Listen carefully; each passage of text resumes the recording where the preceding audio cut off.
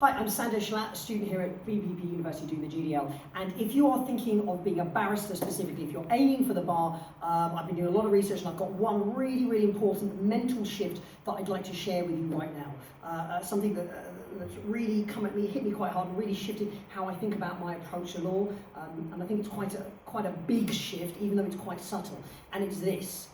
When you're training for the bar, when you're aiming, we're constantly working our way up the ladder, trying to prove ourselves in different areas. If I get the cameraman to come over here, come on, follow me, come on, walk forward, all the way over here. What I've done is I've drawn it up on the board here.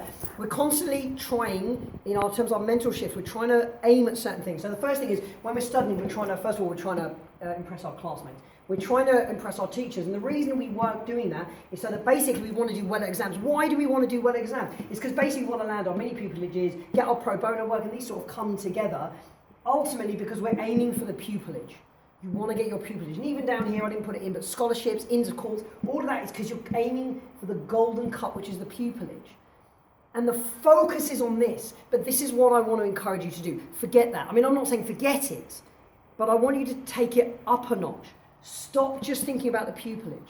Because when you get the pupillage, why? Why do you want the pupillage? It's because you can work as a barrister. And at that point, you're going to be servicing your client. So you want the pupillage to be able to service your client and get work. But even above that, even more, at the top of this chain, and this is what I've realized, this is what people forget, is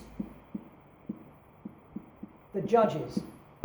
When you get your pupillage, when you're serving your client, when you're a professional barrister, it's the judges that you're trying to impress. It's these guys that you're advocating to. You convince these guys, everything else falls in line. So let's just trickle this back now. If you can work and aim to be able to advocate to the judges, the clients will love you. The clients are going to love you. If they see that, you're going to get your pupillage. All of this other stuff leading upwards, you're doing this to prove that you can do this. So this is what I'm encouraging you to do.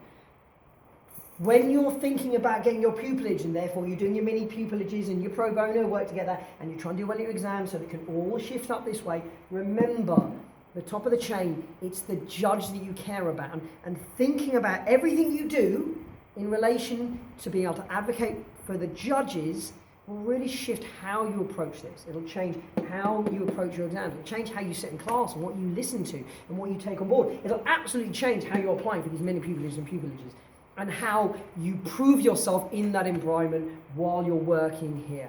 And that's what I encourage you to do. Think about where you're aiming at the end in context when you're doing this sort of stuff. Okay, thanks very much. Go and be fantastic lawyers.